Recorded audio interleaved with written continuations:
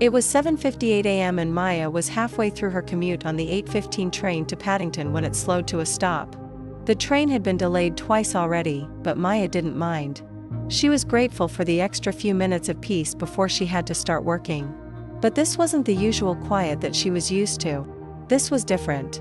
Around her, passengers groaned, checking their watches and sighing heavily.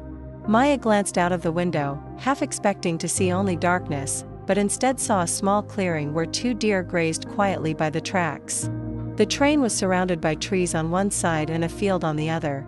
And in that moment, with the soft morning light filtering through the leaves, the world felt still, untouched by the rush and noise of the city. She watched as the deer lifted their heads up to stare at the train. They stood there for a few moments, their eyes wide with curiosity before they bounded away into the trees. A young woman across the carriage from Maya pulled out her phone and started taking pictures. "It's beautiful, isn't it?" she said to no one in particular, her voice hushed with awe. "I've never seen anything like it." When the train started moving again, Maya felt a surge of gratitude. She knew that if she had been on the 7:58 train, she wouldn't have seen any of it. In Buddhism, delays aren't always obstacles. Sometimes they're invitations. Invitations to do what exactly? Well, to be present. To be present to what is. You see, life is full of delays.